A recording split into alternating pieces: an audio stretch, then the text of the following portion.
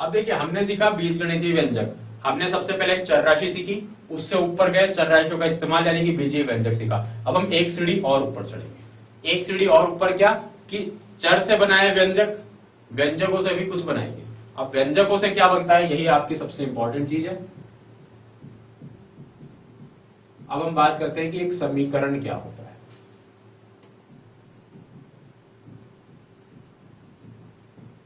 Equation, देखिए समीकरण या इक्वेशन, नाम जो आप देख रहे हैं इसमें क्या है, समान, समानता वाली बात हो रही है, सेम चीज हो रहा है। सेम चीज कैसे होती है, देखो उसके लिए बहुत ही इजी सा और एक इंपॉर्टेंट भी कह सकते हैं हम लोग, एक एग्जांपल हम लोग लेते हैं। ये एक तराजू है।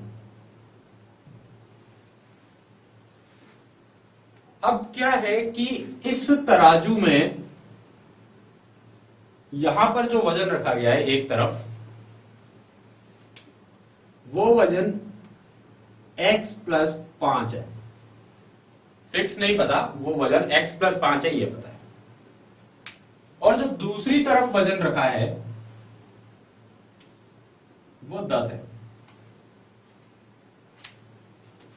तो जब इस तराजू में एक तरफ का वजन फिक्स कर दिया, ठीक है, इस तराजू में इस तरफ का वजन जो है वो क्या करा, फिक्स कर दिया है, तो प्रॉब्लम हो गई। क्या प्रॉब्लम हो गई कि अब इस तराजू को एक लेवल पे रखने के लिए आपको x का मान बार बार इधर उधर से नहीं लाना पड़ेगा। आपका x जो है वो भी फिक्स हो गया। क्यों? क्योंकि आपने अगर x में जरा सा भी ऊपर नीचे किया तो आपका तराजू ऊपर नीचे हो जाएगा। तो एक ही ऐसा x होगा भाई, x की जगह पर एक ही कोई एक ऐसा मान होगा जो रखने पर आपका तराजू बैलेंस्ड रहेगा, इक्वेट रहेगा। इसीलिए तो इक्वेशन बोलते हैं इसको, इक्वेट रहेगा, समान रहेगा। और अगर आपने x का मान कम कर दिया तो तराजू जो है वो 10 वाली तरफ झुक जाएगा। अगर आपने x का मान बढ़ा दिया तो तराजू x वाली तरफ झुक जाएगा। ये प्रॉब्लम हो जाएगी। तो अब क्या हो गया है, जो x है वो बेचारा बंध गया। पहले तो हम कहते थे चर राशि के अंदर कोई भी आ जाएगा, 1 2 3 4 5 6 100 1000 कुछ भी ले आओ, ये कहते थे।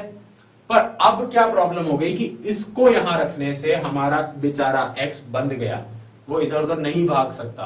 अब जरूरी है कि आपका x जो है वो 5 हो। क्यों हो? ताकि यहां भी 10 बन जाए और ये तराजू बैलेंस्ड रहे। ठीक है, तो x बंध गया ना।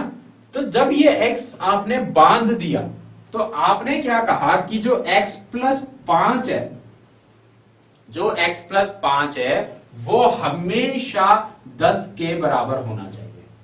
यह आपने कह दिया कि x + 5 जो है वो हमेशा 10 के बराबर होना चाहिए।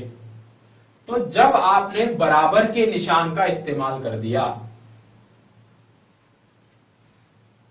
तो आपका ये जो चीज आपको दिख रही है, ये लाइन दिख रही है, अगर हमने इसमें ये बराबर का जो निशान है ये जो लगाया है, हम इसके 2 टुकड़े कर सकते हैं।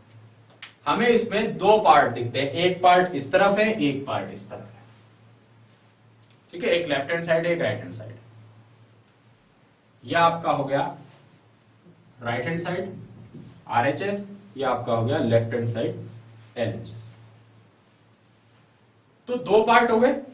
अब 2 पार्ट में से एक कोई पार्ट फिक्स है, इधर भी हो सकता है, इधर भी हो सकता है। एक तरफ का हिस्सा फिक्स है तो दूसरी तरफ वाला x जो है वो बंध गया, उसका मान इधर उधर नहीं भागेगा।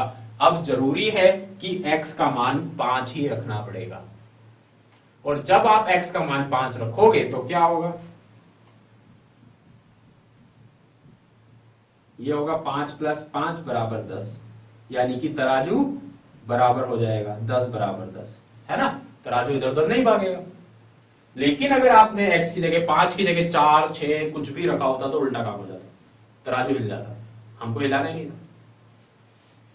तो जब ये चीज हुई, इधर और इधर का मान बराबर हो गया, तो इस चीज को कहते क्या है, इस चीज को हम लोग कहते हैं समीकरण का संतुष्ट होना।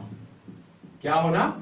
समीकरण का संतुष्ट होना, यानी कि सेटिस्फाई हो गया बेचारा। मुझे आपने दोनों तरफ से बराबर किया तो मैं सेटिस्फाई हूं, अगर आपने मुझे इधर उधर भगाया तो मैं सेटिस्फाई नहीं हूं, मैं मेहनत नहीं करूंगा।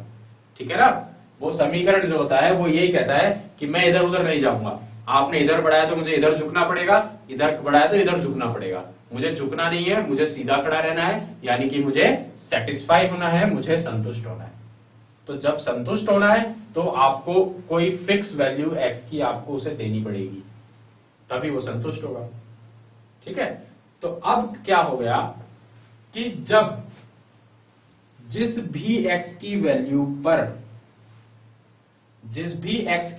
पर समीकरण संतुष्ट हो जाता है,